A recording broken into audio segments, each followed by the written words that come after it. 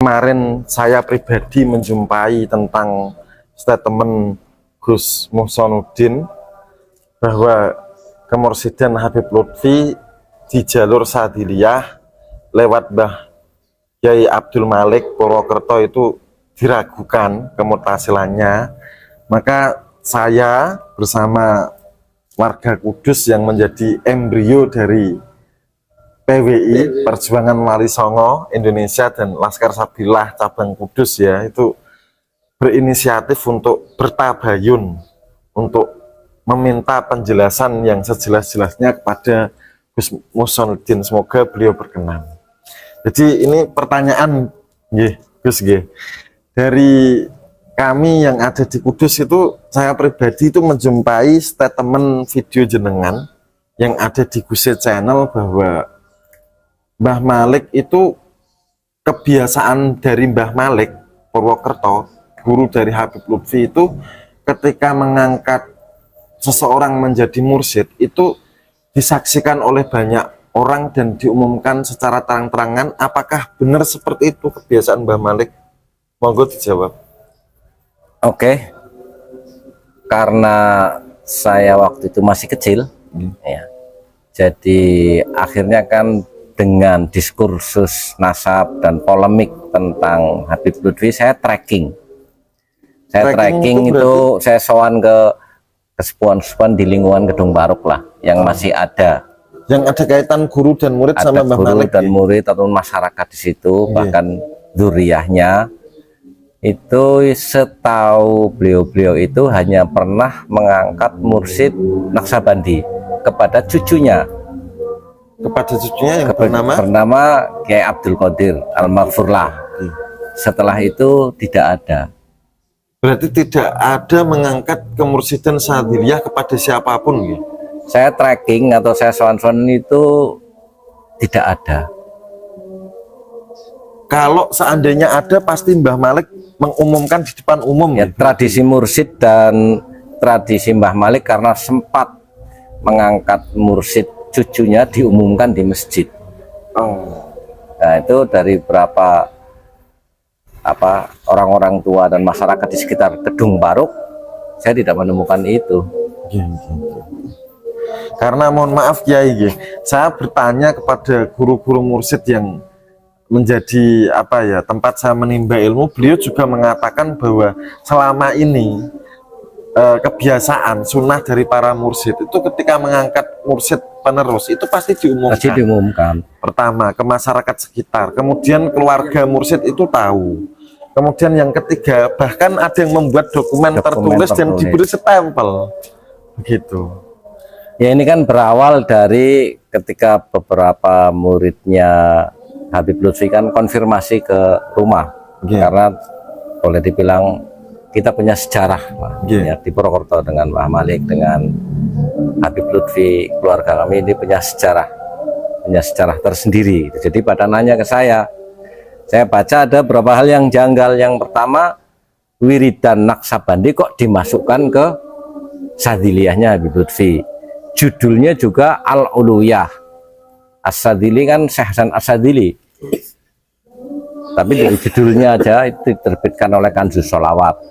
Yang kedua, di dalam tawasulnya itu kan Mbah Malik bin Ilyas bin Yahya, padahal kan Mbah Malik bin Ilyas bin Dipowongso, bin Dipo Anom, bin Diponegoro, bin HB ketiga. Jadi Mbah Malik itu bukan bin Yahya, Mbah Ilyas juga bukan Ba'abud, dan Diponegoro juga bukan bin Yahya, bin Yahya, tapi Bani Hamengkubuwono Hamengkubuwono, dan masih memiliki kancingan dari keraton.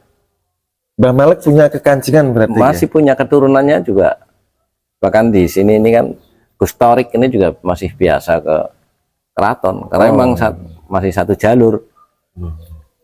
Nah dari situ terus orang banyak bertanya tentang kemursidan, sehingga saya harus tracking, harus jalan-jalan sowan-sowan. Nah kira-kira jelas ya, jadi Mbah Malik bukan bin Yahya, bukan Ba'abud, Mbah Ilyas juga bukan Ba'abud, Pangeran Diponegoro bukan bin Yahya, bukan Ba'abud, tapi terah Jawa dari keturunan antara Hamengkubuwono Islam ketiga. Hamengkubuwono Tiga. ketiga. Terima kasih, cukup jelas Kiai. Nah, saya tekankan sekali lagi ya, tadi kan keterangan dari Gus Muhsanuddin kan bahwa sunnahnya Mbah Malik itu ketika mengangkat seseorang sebagai mursyid, dalam hal ini Habib Muhammad Lutfi bin Yahya Pekalongan, itu kan diumumkan, dan masyarakat sekitar, keluarga Mbah Malik, murid Mbah Malik yang lain pasti kan tahu. Nah, ternyata setelah di-tracking oleh Gus Muhsanuddin ke seluruh kerabat, masyarakat sekitar, tetangga, dan yang ada hubungan sanak famili. Jadi dalam tarekat, kalau seseorang itu tidak diangkat sebagai mursyid, sepengetahuan saya, sepengetahuan kami, seseorang yang tidak diangkat sebagai mursyid itu terlarang untuk mengaku mursyid, terlarang untuk mentalkin tarekat, mengambil baiat dari murid, apalagi mensulukkan murid. Keterangan itu bisa jenengan simak dalam kitab Lawakihul Anwarul Qudsiyah fi Ma'rifati Qawaidi Sufiyah karya Syekh Abdul Wahab Asy'aroni.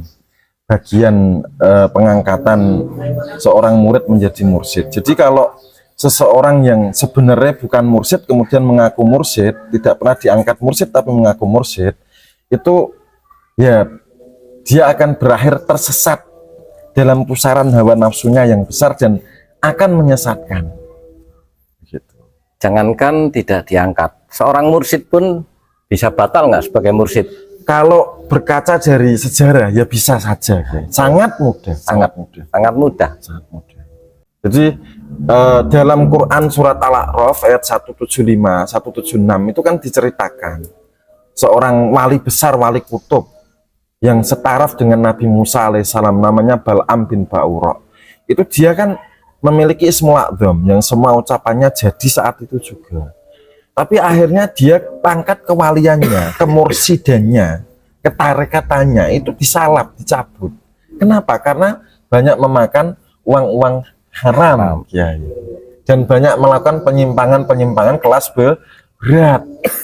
Sekelas Bal'am saja yang hampir setaraf dengan Nabi Musa, Allah kuasa untuk mencabut, mensalap. Dan Allah memerintahkan untuk mengulang-ulang cerita itu, faksosil kosos. Ceritakanlah cerita itu, la'allahum yatadzakkarun, agar mereka itu ingat kejadian itu. Berarti clear nggih, Kiai nggih, tidak ada saksi dari pihak keluarga atau masyarakat setempat atau sanak famili Mbah Malik bahwa Habib Lutfi diangkat sebagai. Pernah di masjid Mbah Malik ngumumkan itu, saya belum pernah dengar cerita. Berarti itu. Habib Lutfi kemursidan sadilahnya dapat dari mana itu, Kiai? Kan ya, Habib Lutfi yang lebih tahu. Mencantolkannya kan dari Mbah Malik ya. Ya itu wilayahnya Habib Lutfi. Oh gitu ya. Jadi nggak ada saksi.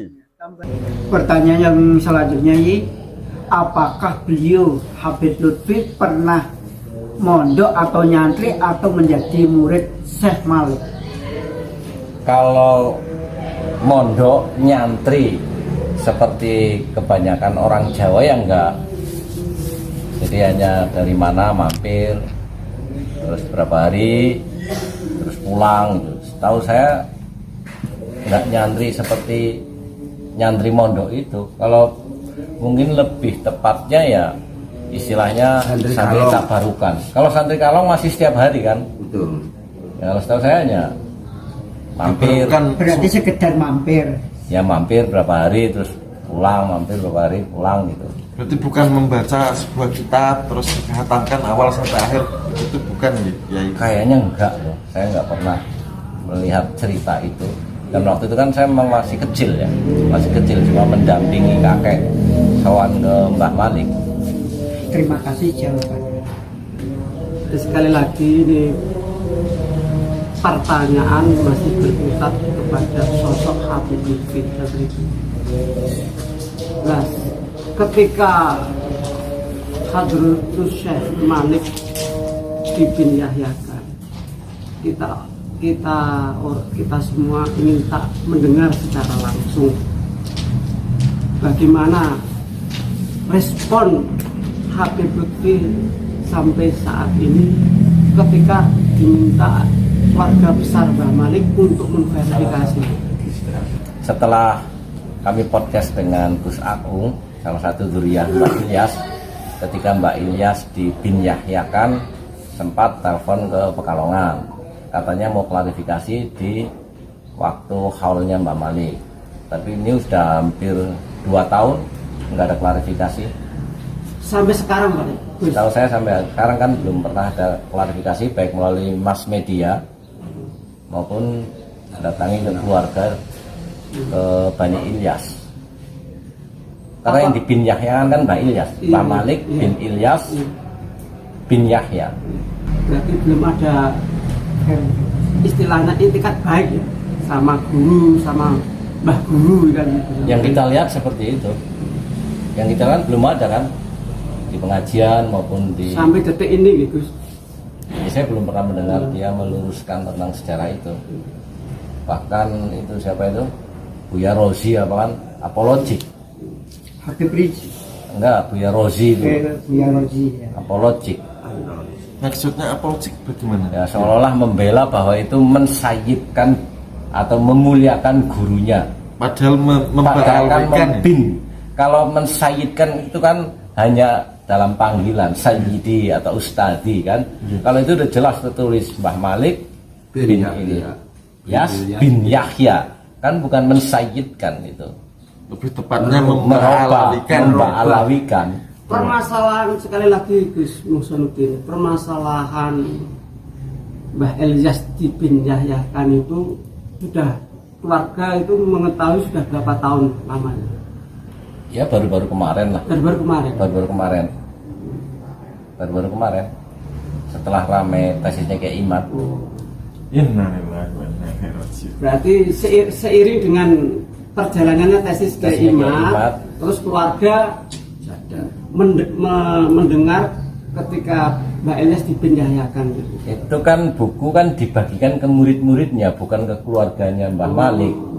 Nah setelah gegeran tesis, banyak murid-muridnya Mbah Malik yang konfirmasi ini kok Bin Yahya. Nah, sehingga saya menghubungi pihak keluarga, podcast bareng, nggak bener itu kalau Bin Yahya.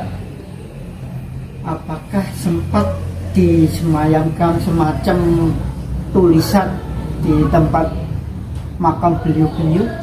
Kalau di Mbah Malik tidak ada, hanya di buku panduan wiridnya. Tapi kalau di tempat ini dulu pernah dibaabudkan. Kami juga sempat ngonten, terus akhirnya dicopot sama Di tempat keluarga. makam Mbah Ilyas. Di luar pengetahuan keluarga. Nah, di buku wirid Mbah Ilyas bin Yahya, di sini kok ba'abud, maksudnya bagaimana itu? Kan ya mungkin rebutan sesama Palwi. Rebutan sesama Palwi, ibaratnya itu Rebutan marga. Arab ngiyup neng wit gede lah. Oh, kepengen bernaung jadi benalu di pohon besar begitu ya. Yang besar itu kan memang leluhur Jawa, bukan leluhur Pahlawi. Yang punya karomah Ya semuanya punya sejarah, punya ilmu, punya karomah, itu kan orang-orang Jawa, orang-orang Nusantara, bukan keturunan imigran Yaman. Terus mohon maaf Kiai ya, saya membawa keluh kesah dari ribuan warga Kudus yang kemarin mengamalkan tarekat Syadziliyah lewat Habib Lutfi, lewat Mbah Malik. Itu kan berarti mengkotik dan isnadnya ya tidak bisa dipertanggungjawabkan karena bukan mursyid. Itu seharusnya Salikin Muhyiddin Syadziliyah itu bagaimana menurut Kiai? Kalau memang kasusnya seperti itu, bisa kita itu tetap wiridan sebagai aurat biasa, Bukan suluk tarekat, bukan suluk tarekat, Ya, atau mencari mursyid lain yang mutasil. yang mutasil untuk baiat ulang. Kalau saya sih lebih cenderung mencari mursyid lain yang mutasil, Ya, kan ya. sama-sama Lebih wiridan juga. Tapi ya dicatat wiridannya kan beda itu. Ya yang Syadziliyah lah, Ya, yang Syadziliyah. Syadziliyah al-Uluwiyahnya Habib Lutfi dengan Syadziliyah yang mutasil kan beda wiridannya. Jadi sebenarnya sudah otomatis nggak ada Putus ya? masalah. Seandainya putus nggak masalah. Ya, nggak ada masalah. Yang masalah kan kita Nggak ada dapat yang masalah. asli daripada yang palsu dan Iya. kalah. Contohnya itu di halaman berapa itu? Jelas saya nggak bawa kitabnya. Ilahi anta maksudi wa ridhoka maksudi, itu kan wiridanya Naqsabandi al-Qadiri juga. Tapi dimasukkan di Syadziliyahnya Habib Lutfi. Kamborado. Nah, itu kan makomnya apa sejauh itu bisa untuk ini. Saya nggak tahu itu. Saya tahu ya teks yang ada kan.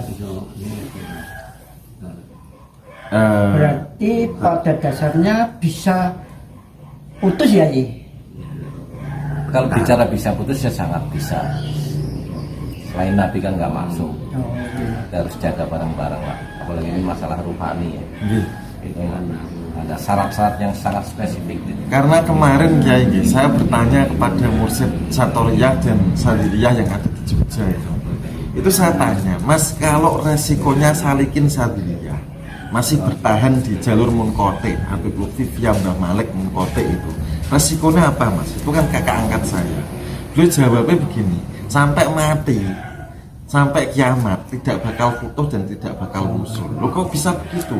Loh jalurnya Munkote. Jadi kenaikan ruhani murid itu tergantung rijalul isnadnya, itu mutasil atau tidak. Kalau nggak mutasil ya nggak akan putus, nggak akan usul, nggak akan naik makom dan derajat qot'ul manasi. Ada lagi yang ditanyakan mewakili pertanyaan warga Kudus? Kiai, sekiranya cukup. Belum mengenalkan ke publik namanya. Nama saya Muhammad Maulana Ishak, Kudus asli, Mursyid Toreko. Insya Allah. Guru saya masih hidup, jadi bisa diverifikasi. Kalau ketemu guru saya bisa menemukan ya. Masih hidup semua, bisa verifikasi semua. Kemudian yang ada di sebelah saya Mas'ud Wahab dari Kudus, juga sebagai warga biasa, cuma saya pecinta wali Indonesia. Kemudian perkenalkan, silakan.